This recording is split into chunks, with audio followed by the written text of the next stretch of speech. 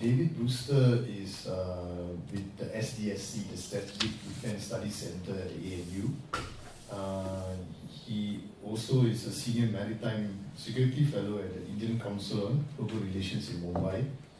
And he's also a fellow with the Australian Indian Institute, so he wears quite a few hats. David also, I didn't realize over lunch I found out, previously he was a very, very successful corporate lawyer for about 2 decades? 20 years. So that's his earlier work. He used to work on cross-border transactions, and he's been working in the US, the UK, etc. For those people who do work on Indian Ocean, Indian foreign policy, David has a very strong reputation for work on Indian foreign policy, Indian Ocean affairs, and he's author of numerous articles. David has the book. He's published a book, India as an Asia-Pacific power, and then there's the book called the India-Australia Security Engagement Challenges and Opportunities. His most recent book, which I think he was talking to Rajiv about at the lift, is India's Ocean, the story of India's bid for regional leadership. So that, given his specialization and his expertise in the Indian Ocean, today he will speak to us about our evolving mental map of the Bay of Bengal. So David, all yours. Thank you very much. Thank you very much.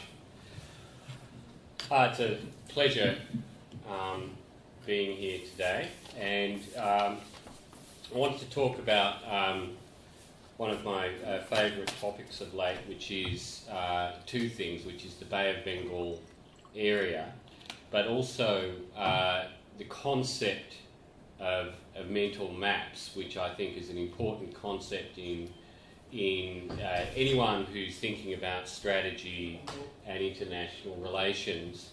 I think should be understand the meaning of mental maps. So I'll start back in 1942, April 1942, when a seemingly invincible Japanese army stood at the eastern borders of India. British army had been defeated in the space of several weeks, and the British fleet had basically fled to Africa, and the gates of India lay open. While the British rulers of India understandably expected that India would be next on the Japanese army's list, Japan stopped where they were and never seriously tried to invade India and overthrow the British Raj, apart from a few scattered air raids and an attempt to cut Allied supply routes to China. Now, why? There are a number of factors behind Tokyo's decision, but the biggest factor underlying it was that the Japanese did not see the Bay of Bengal as a single strategic space. Rather, there was a dividing line in their mental map between what they considered to be Asia and the Indian subcontinent beyond. Tokyo's conception of what constituted Asia at that time was essentially of East Asia, and that's essentially the boundaries of the furthest boundaries of the Japanese occupation during the Pacific War constituted their vision of what Asia was. So today I'll talk about how our mental maps of where regions are perceived to begin and end have created a sharp mental divide between South Asia and Southeast Asia, which involves a line drawn right down the middle of the Bay of Bengal, and how these perceptions have had a profound impact on strategic behaviour. I'll also argue that the fundamental power shifts that are now occurring in Asia will increasingly make Bay of Bengal matter as a single strategic space which has to be considered as such. Now, there's little doubt that an understanding of regions is essential for us to understand how states interact with their neighbours and the rest of the world. But it's sometimes too easy for us international relations practitioners to place states in all too familiar boxes. There's a danger that an over-reliance on existing mental maps of the world can conceal evolving strategic dynamics that cross traditional lines. Our understanding of what constitutes a region is in fact highly subjective. Concepts of regions need to be approached with a keen understanding of their limitations. Our mental construction of the world around us, including how we divide the world up into usable chunks, is what behavioural geographers call mental mapping. This is an individual's map of the known world, which is a composite of physical geography and their subjective experiences. Similarly, our understanding of strategic space is a composite of geography and subjective factors. And these spaces are far from immutable. As the fall of the Berlin Wall demonstrated, what can appear to be almost permanent geostrategic divisions of the world can sometimes disappear very, very quickly. But our relatively transient conceptions of where regions begin and end can nevertheless have a profound effect on strategic behaviour. I'll now look at evolving strategic perceptions of the Bay of Bengal and ask whether we should begin to look at it as a single strategic space, one that overlays but doesn't necessarily replace our traditional understandings of regions. The Bay of Bengal derives its strategic significance from several factors. Its littoral states comprise a large proportion of Asia's and indeed the world's population. The Bay occupies an almost unique strategic position as the connection between the Indian and Pacific Oceans. And in my view, the Bay of Bengal arguably has a strategic significance akin to the South China Sea, its Pacific twin. Importantly, the Bay of Bengal is beset by a great number of security problems which in some ways exceed those that exist in the South China Sea, although they are very, very different. These include issues over sea lines of communication, maritime boundary disputes involving access to energy, separatist insurgencies in the majority of the littoral states, piracy and smuggling, and major environmental security problems. I argue that many of these problems can only be properly understood and dealt with in a regional context. Many of these problems will require a collective response, and indeed there are growing expectations of strategic leadership from India in addressing many of these issues. That there exists a dividing line between South Asia and Southeast Asia, running through the middle of the Bay of Bengal, hasn't always been so clear. 75 years ago, the names for these regions did not even exist in popular perceptions. Until 1947, Britain was the colonial or suzerain power over most of the territory surrounding the Bay. And of course, Britain's control of India was the key to this empire, and with its huge population and resources and economic powers, making it naturally the dominant power over the remainder of the Bay. Calcutta was the political and military centre point for most of the Bay, and the Bay's main trading hub. The littoral states of the Bay were highly connected in terms of flows of trade and people, and to a large extent in terms of political administration and security. Now, these interconnections across the Bay were badly interrupted by World War II and decolonisation, which led to a strategic fragmentation of the area. And the biggest change in the strategic dynamics was the independence of India, followed by its inward turn for around 40 years or so. So all the economic connections across the Bay were deeply undermined by India's post-independent policies that promoted economic autarky. An independent India also disclaimed any practical role in the security of its eastern neighbours. and Delhi turned its back on imperial traditions that emphasised India's role as a security provider to the Bay, and India's perceived indifference to its eastern neighbours severely undermined its strategic role across the Bay, which it is now still trying to rebuild. And divergent strategic perspectives were reflected in all of the other Bay of Bengal states, despite the rhetoric of Pan-Asianism and non-alignment. There was in fact little practical cooperation among them on security issues. Each had their own internal and external concerns. So this process of decolonisation led to a drawing of new mental maps throughout Asia. Just as a new region to be called Southeast Asia gained popularity in the 1940s, the states of the Indian subcontinent were now grouped into a region called South Asia, and notice that that term does not include the word India in it, which was intentional, so that the other non-Indian states in the Indian subcontinent would not feel excluded or threatened.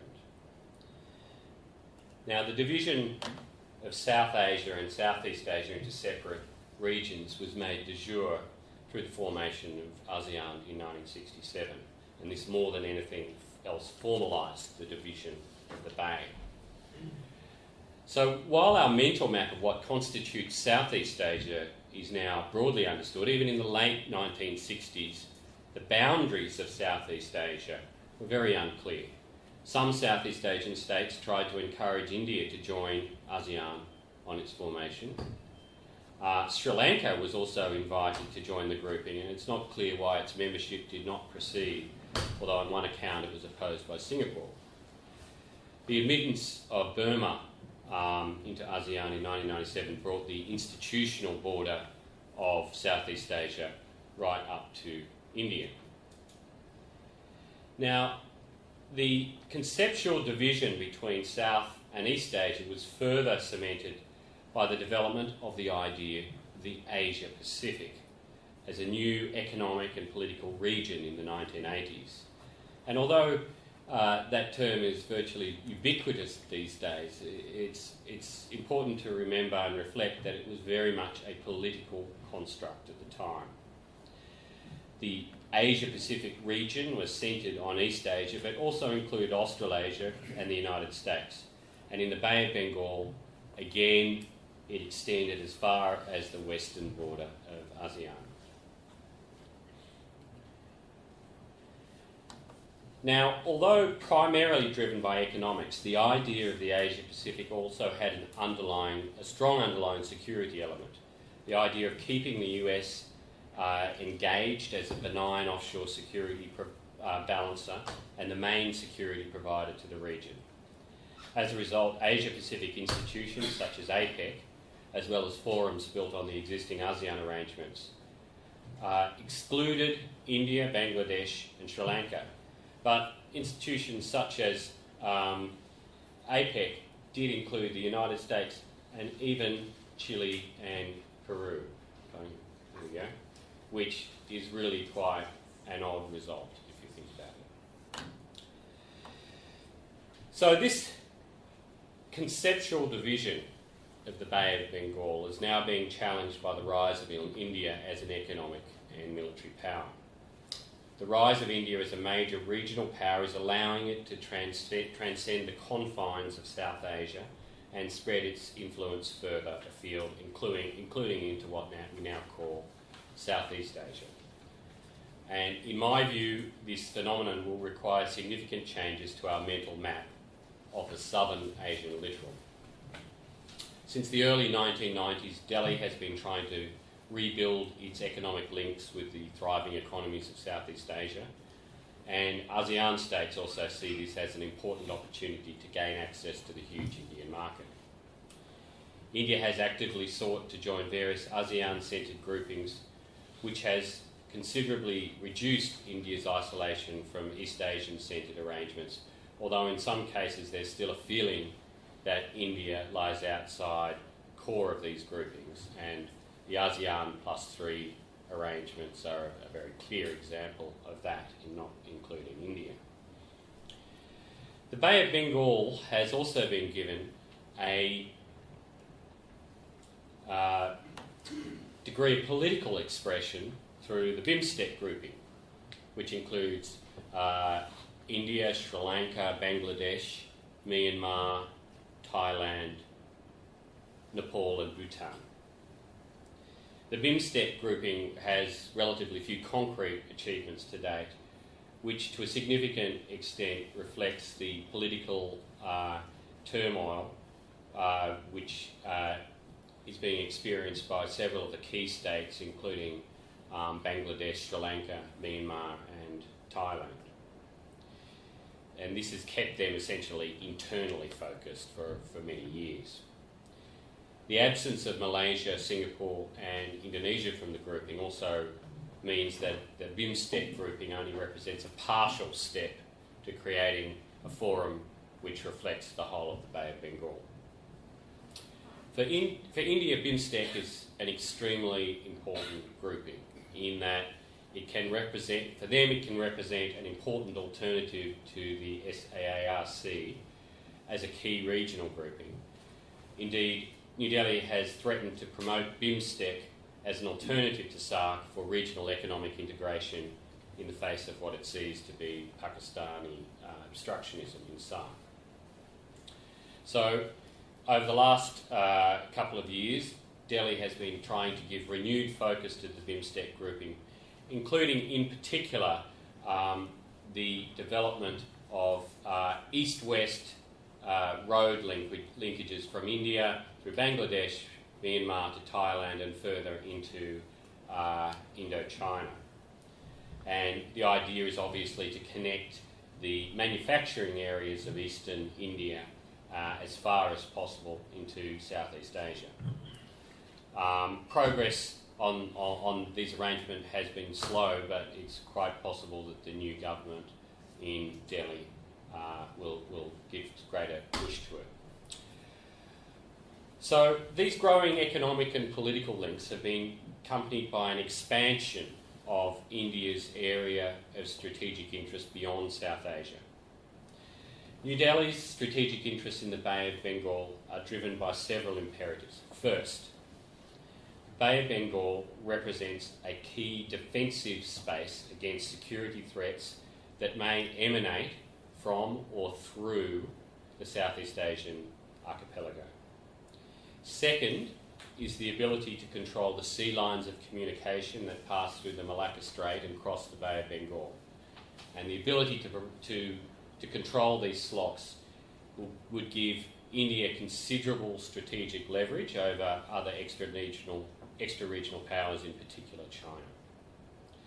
Third, and not least, India's concerns about security issues that may either directly threaten India's interests or otherwise require it to act as a regional security provider. For example, political instability in the Bay of Bengal, including ethnic conflicts or flows of large numbers of refugees, would be a matter of significant concern for India. And in my view, these last issues are the ones that are most likely to be played out in coming years. And all of these last set of issues would see India acting as a regional security provider.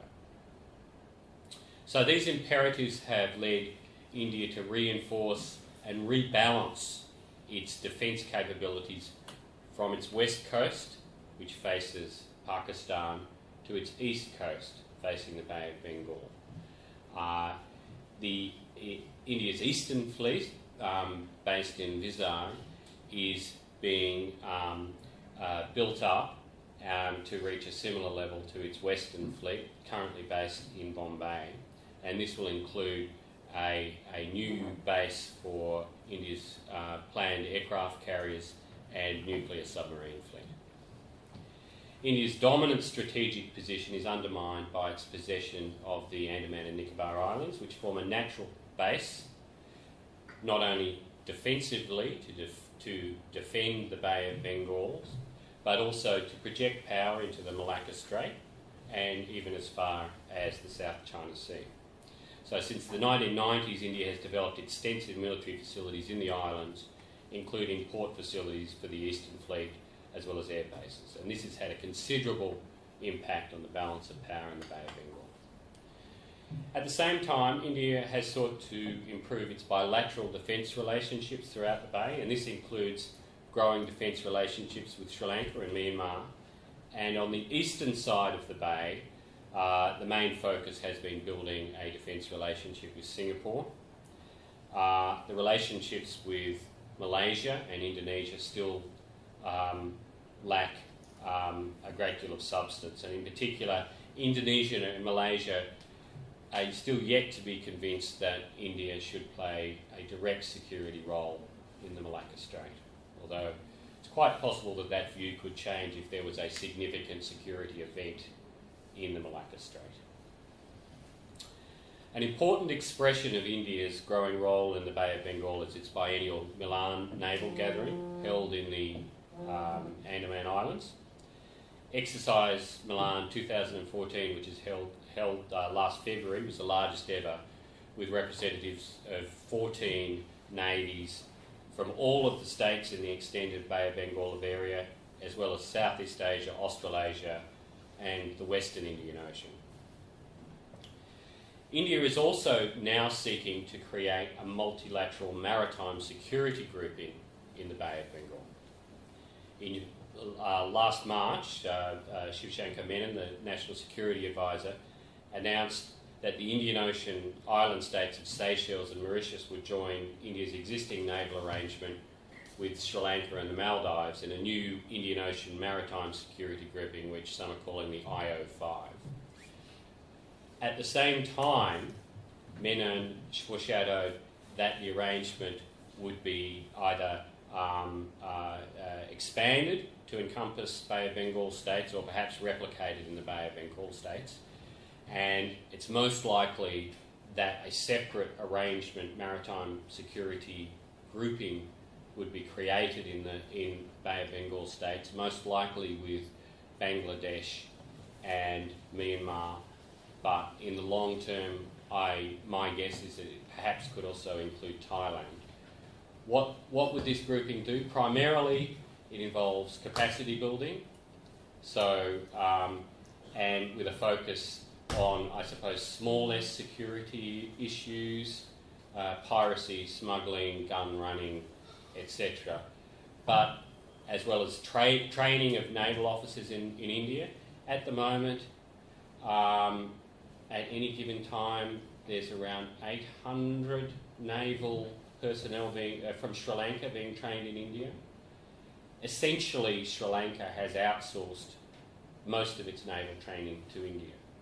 And one can see that that could be replicated in lesser form in other Bay of Bengal states.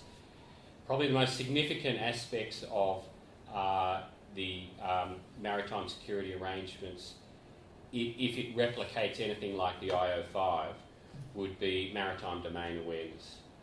That India would assist in construction of radar systems along the littoral of the Bay of Bengal, and there would be information sharing arrangements among all of the member states.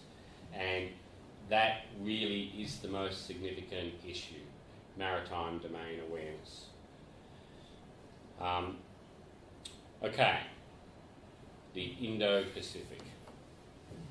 Now this is an old Soviet map that I rescued from the depths of the internet, which I turned upside down or the right way up, according to how you want to look at it, really to focus your minds on the littoral and the shape of the littoral, and try and figure out what that means in terms of the Bay of Bengal. In my view, the re-emergence of the Bay of Bengal as a strategic space which is worthy of analysis has been given greater conceptual force through the idea of the Indo-Pacific region or Indo-Pacific Asia. There's a few different names floating around for this idea. This idea involves understanding the Indian and Pacific Oceans as an interdependent strategic space, particularly in relation to maritime security, right along the Asian littoral, stretching from Vladivostok to the shores of Somalia. It's in effect a new mental map, which sees much of the Western Pacific and the Indian Ocean as a single space rather than two spaces.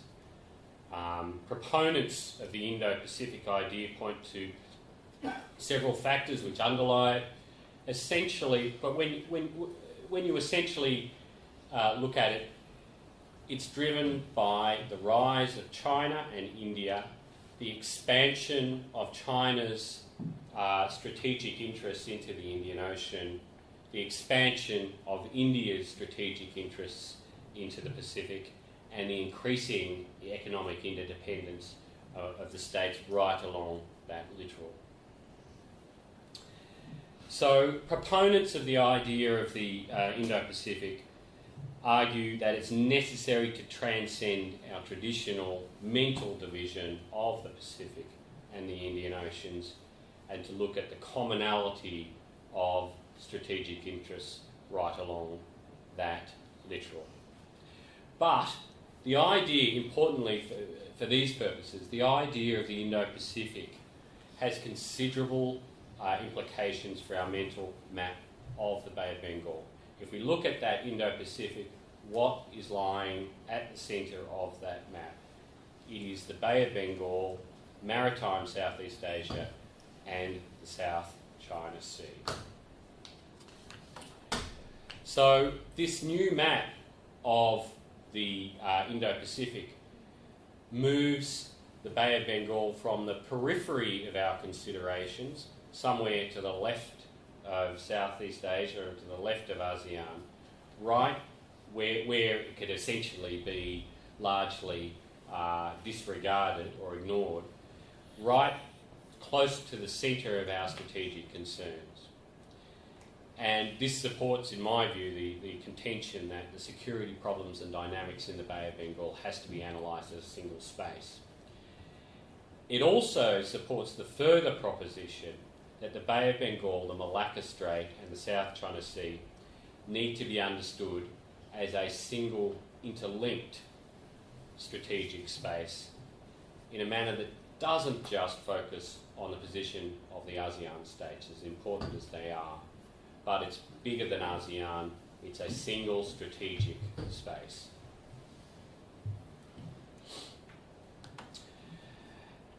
For decades, India's strategic behaviour has been profoundly affected by the view that its principal area of strategic interest did not include archipelagic Southeast Asia. And this is changing fast. Also, until recent times, many so-called Asia-Pacific states saw a bright dividing line down through the middle of the Bay of Bengal, which excused them from the need to engage with India, and that is no longer sustainable. A new mental map of the Bay of Bengal also has profound implications for many of the littoral states. For example, rather than Myanmar being peripheral to ASEAN, right on the very edge of the map, if one looks at the Bay of Bengal, it has a centrality in the Bay of Bengal, and which may give it a greater strategic significance in terms of the interplay of the states that surround the Bay of Bengal. For India, the idea of the Bay of Bengal as a strategic space is also important. The existence of the Bay of Bengal as a region would help legitimise India's ambitions to assume a security role across the Bay of Bengal rather than just being seen as a extra-regional power. For example, at the moment, in discussions about the Malacca Strait, India positions itself not as a littoral state, which includes Singapore, Indonesia, Malaysia and Thailand, but as a so-called funnel state into the Bay of Bengal, which is a sort of, to my use, a rather funny term, which doesn't quite get there. So, going back to mental maps. While our understanding of strategic space has a very strong basis in geography, it is also highly subjective and transient. For many years, a clear line or division in the Bay of Bengal between South Asia and Southeast Asia represented a convenient mental shortcut in our understanding of the strategic dynamics of Asia, but this is no longer wholly tenable. As its power rises, India will increasingly see the Bay of Bengal as constituting its backyard, where it carries special rights and responsibilities. Although, in my view, very different from the special rights and responsibilities currently being claimed by China in the South China Sea. A new mental map of the Bay of Bengal is necessary to help us better understand the consequences of the fundamental changes that are currently happening throughout Asia. Thank you.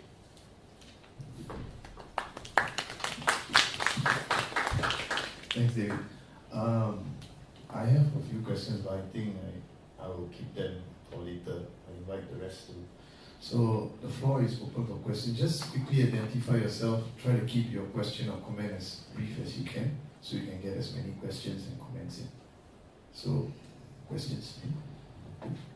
Ms. Lee? Dr. Brewster, you mentioned the Japanese presence in the Bay of Bengal in the 40s. If I recollect correctly, I think Japanese battleships were actually in the Bay of Bengal sometime in 44. And I think they even shelled Cuttack in Orissa at that point in time. Because I remember the British, the remnants of the British were there, actually withdrew away from Cuttack when the shelling was taking place. And if you look at today, the Japanese interest in Orissa is still very strong. I don't know, a lot of people don't realize that there's a railway line that's built by them as recent as 1960s, all the way from somewhere in Chhattisgarh to Vizag. So I'd like to comment about the Japanese interest. Do you want to take I wasn't aware of the Japanese Orissa connection. I know that there was a major Japanese naval incursion into the Bay of Bengal occurred in April 1942 when a Japanese aircraft carrier fleet attacked Trincomalee, which caused the withdrawal of the British fleet from Trincomalee and Colombo. There was another incursion, I believe, in 44. I didn't realise that it had gotten as far as the Indian coast. It's an interesting point. I'll have to follow that up. Although, frankly, by 1944, I think the invasion scare of India was largely over in terms of sort of a seaborne invasion of India. But I'll definitely follow up that point. Thanks.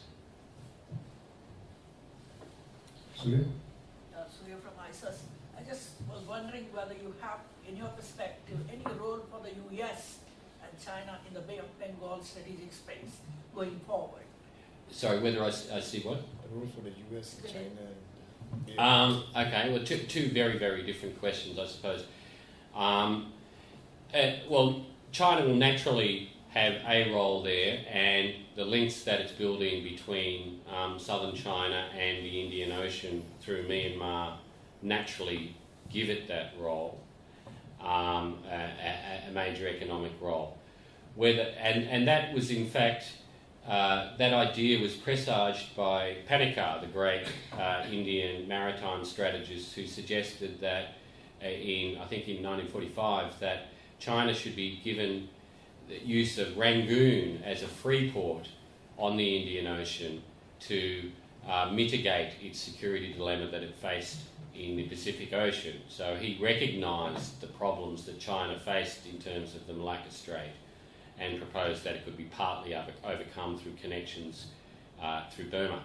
That's coming to reality now, and that will give China a strategic role.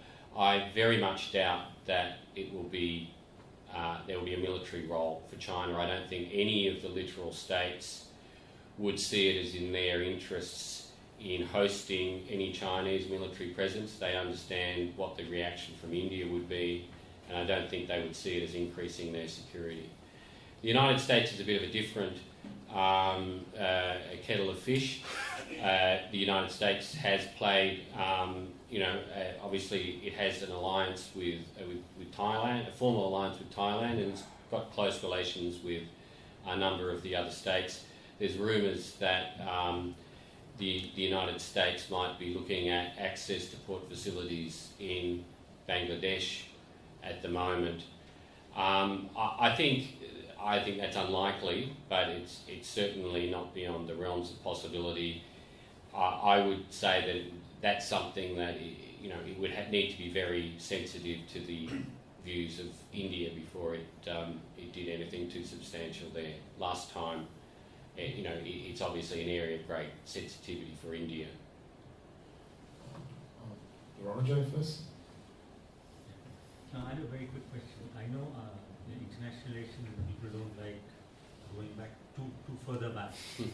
But the Bay of Bengal, of course, has been a site for movement of people and goods for centuries. So have you considered looking at, because now there is sort of even for sort of medieval ancient history, cartography, looking at maps has become very important. So have you considered looking? No, I'm familiar with some of the pre-colonial history, although it's a question of how far back you really want to go. I didn't want to sort of belabor the point in today's discussion, but yeah, it's very important. And to my mind, the most significant thing, and I may be sort of biased in this view, but the most significant aspect to me is the Indian links across the bay.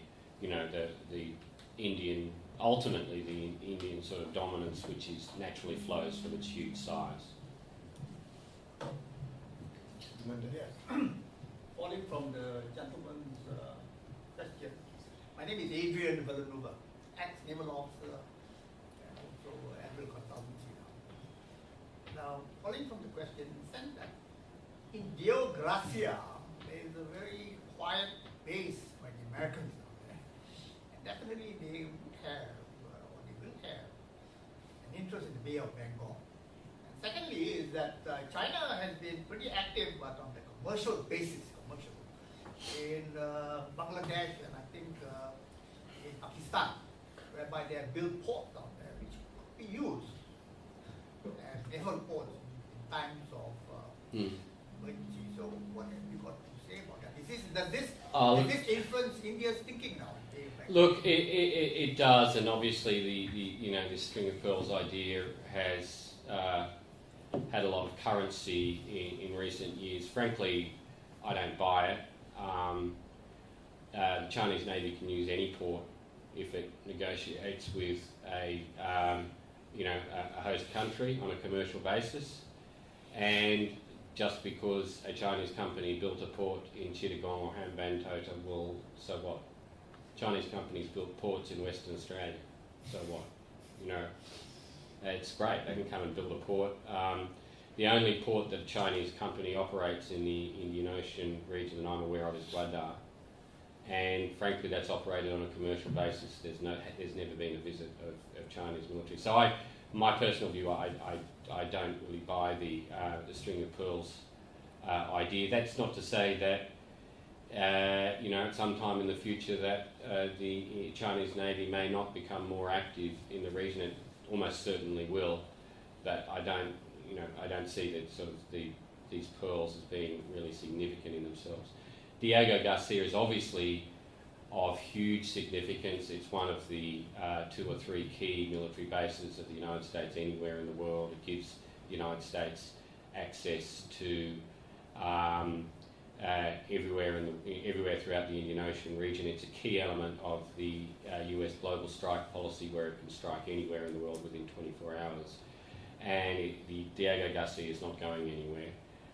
But I think the United States has implicitly suggested that India has a primary role in the Bengal, in fact, it encouraged India to develop military facilities in the Andaman Islands, and according to some rumours, initially funded some of the initial construction back in the early 90s. And I think that's an implicit recognition from the US part of India's primary role in that body of water. Rajiv? I have one clarification. You mentioned that Shiv Shankar Menon in March announced that Mauritius and Seychelles will join trilateral cooperation. I think they participated as observer. There is no formal announcement of joining them, that trilateral maritime security cooperation. That I want your clarification. And number two, I'm curious to know, how do you see the role of IORA, Indian Ocean Rim Association, where Indonesia with India-Indonesia Maritime Security Cooperation is on rise now. It is expected that that will improve further. And Australia also is a strategic partner of India. So how do you see the emerging role of Indian Ocean Rim Association? Okay. Just on the IO5, Mauritius and Seychelles have joined the grouping.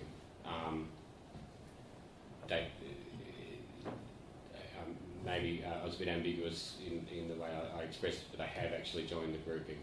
And if you speak with Mauritian and Seychelles officials, they would confirm. On IORA, IORA is currently, both India and Australia are very keen to revive IORA and make it a functional regional organisation.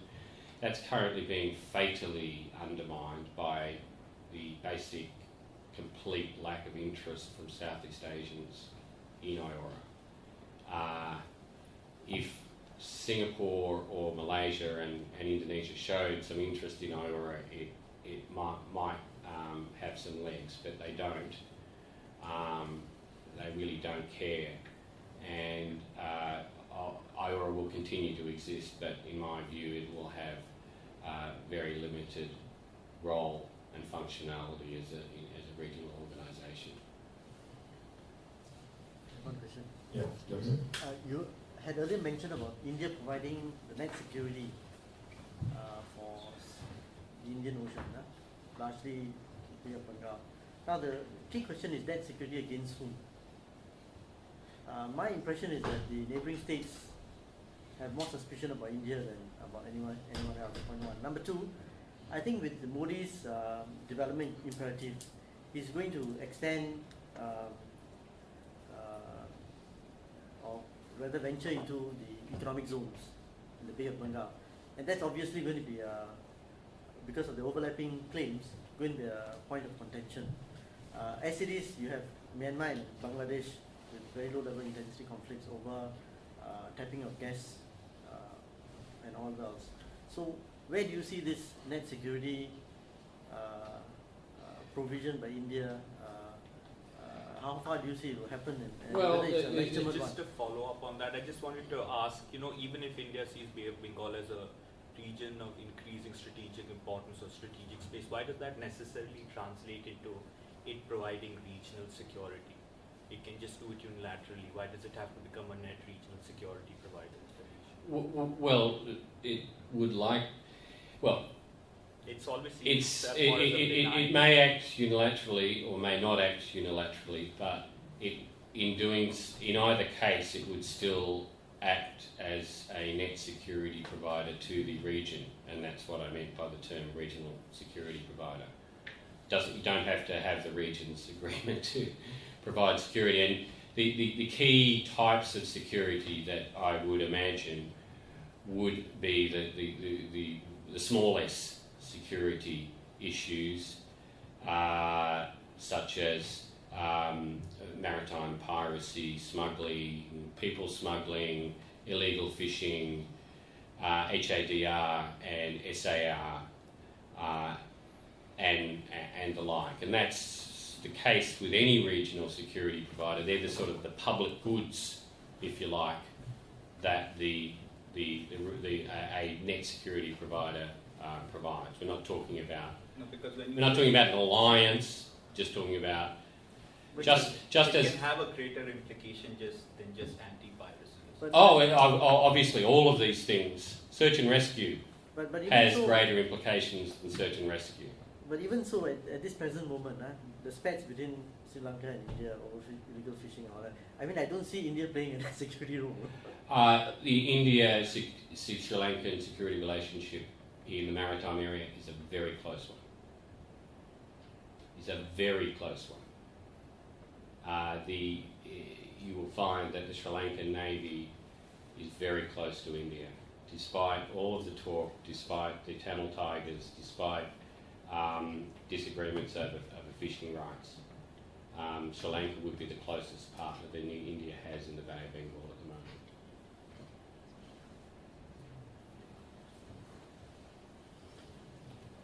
Any other questions? Okay. Can I follow up with the gentleman and I think I'll continue? So you mentioned. Let the gentleman follow up first, then I continue. In your opinion, do you think there is a subtle agreement between India and China not going into each other's You know why I say this? I used to read about Indians' interest in oil exploration in Vietnam. I don't hear that now. And also during this MH 370, the Chinese were told to get out of the Andaman Islands and not to interfere. But do you think there's a subtle agreement between India and China now? I hope so. And yeah, there's certainly signs. I mean, yes, there was a lot of talk several years ago about India deploying to the South China Sea and using Nha Trang as a sort of a quote-unquote base. That talk has disappeared, and in fact the Indian Navy has made it very clear to Delhi that they have very little interest in fooling around in the South China Sea, and they don't have the money or the capabilities to do so, in fact. And it makes a lot of sense from a strategic standpoint. If you're going to take, if India was going to take China on, South China Sea would be really not the place to do it. But from a broader perspective, I think it would certainly make a lot of sense for there to be an implicit understanding not to fool around too much in each other's patch. That would be very much in the cause of peace, I think. My question follows from the earlier questions. One is, does it implicitly imply that the Bay of Bengal is also of increasing turbulence, maybe emitting out of, including things like piracy? But my second question is related to the land connectivity aspect that you mentioned as an extension of India's engaging with the Bay of Bengal, literally. Recently, someone who was formerly with the Defence Ministry, I heard mention that one of the reasons behind this focus is because of the increasing tension that they foresee in the Bay of Bengal. I just wanted your view. Oh, look, I think there's certainly the potential to become major security issues in the Bay of Bengal. If Myanmar goes the way of Yugoslavia, for example, you could see a lot of problems. If the Burmese continue to regard the Rohingya people as stateless and force the Rohingyas into significant degree of radicalism, that would cause a lot of problems. There's a lot of in my view, there's growing Buddhist Muslim conflict right around the rim of the Bay of Bengal, which could also, create a lot of security problems. So certainly, in my view, the potential is there. Yes, I think the Indian Sea economic linkages across, sort of horizontal, I suppose, across the Bay as being a way of reducing security risk, as well as obviously, I suppose primarily it's to link India with China, with ASEAN economically, but I think they see it a major sort of secondary motive is to reduce reduce the security risks across that region. A follow-up question. And you also mentioned, particularly in terms of the developing of supply chains and manufacturing zones. In that context, from the Southeast Asian side, Japan certainly plays a very important role, and you started your story by mentioning the role of Japan in this region. So where do you see Japan coming in this new? Well, Japan has had a continuing close relationship with Myanmar for a long time, even right through the depths of the military regime there.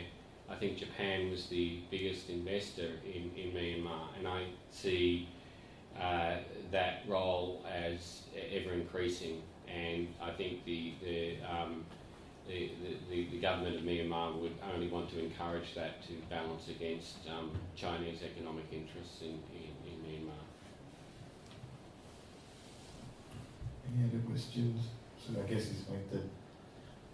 David, just a quick question. This term Indo-Pacific, I mean, following your presentation, I mean, there's some amount of literature that talks about how the term Asia-Pacific evolved, the kind of power relationships and the US trying to legitimate its role in this part of the world, so the joining of Asia and Pacific together. But in terms of Indo-Pacific, if you trace the phrase, it first comes out of an American Air Force report done by, I think, MIT. And then later on an Indian analyst at IDSA then uses it the second time. So just tracing. Obviously, this is a phrase which India and the US are happy with, because in a sense, the power relationship is such that it gives India space in this wider strategic space. Given, normally if you look at how spaces are designated, the country which has material strength uses space naming as a way to. So now looking at China, firstly I ask you, what is the Chinese reaction to this phrase Indo-Pacific? And follow-up is, given translation of material into discursive strength, do they have an alternative mental map of this region? Yeah, there's a lot of really, really interesting questions there. Just going back to Asia-Pacific, I would contest your point that it was a construct of the US. I would actually argue it was a construct of Japan and Australia, who were very keen on keeping the United States engaged economically and strategically in East Asia. Bruce Cummings' book was it Rim Speak? Yes. So, and that adds an interesting twist to it, that it's not the hegemonic power, it's the it's other middle powers perhaps. And similarly, I think you'll find, and look, I know that there's debate about who used the words first and all that sort of stuff. I think you'll find that Australia, as a middle power, has been a big proponent of the idea of the Indo-Pacific, partly because it sticks Australia right in the middle of the map. And that gives me pause. I don't really want Australia to be in the middle of the map. In some ways I prefer it to be hanging off the back and forgotten about, But it does place Australia right in the middle of the map, and so that's sort of, is a motivation for Australia. I was in India last week, and I was actually very surprised how gung-ho the Indians were about the term. I suppose 12 months ago there's a lot of suspicion. What are you trying to do here, etc. And all of the analysts I saw in India last week were just Indo-Pacific is a fact, and you can see, as you mentioned, the reasons for that from the Indian standpoint, joining India into the Asia-Pacific region. I think just as much as the Indians have become very supportive of the idea, the Chinese are just like, this is very suspicious that it's a plot to contain China. In my view, if they stood back and put aside those suspicions, they would realise that it's good for China, because just as it links India into the Pacific, it just as importantly, it legitimises China's role in the Indian Ocean. And if they could put aside those suspicions, they would realise that it works both ways. But I think the predominant view in China at the moment is that it's part of a containment plot, that it legitimises a maritime security coalition between India, Japan, United States and Australia. Yes, do they have an alternative map? I mean, is the maritime Silk Route an alternative? Perhaps it is. It's sort of like a route where they can have influence along the way. So you would say the maritime Silk Route is the Chinese kind of mental map. Perhaps that's their alternative. Yeah. Any other questions? No? Alright. Just leaves me to thank David for very, very interesting talk. Getting us to interrogate the terms and phrases that we use in everyday life is something quite interesting, because we bandy terms around without actually understanding where they come from and how they come about, the kind of power relations involved in phrasing designating space. So thank you for that, David. Very refreshing actually. And very fittingly, there's a gift from ISAS, and it's got Indo-Pacific in the title as well. It's of course Raja Mohan's book, Samudra Manthan, Sino-India relations in the Indo-Pacific. So thank you, David. Thank you very much. I think there's tea and coffee outside, so you're invited.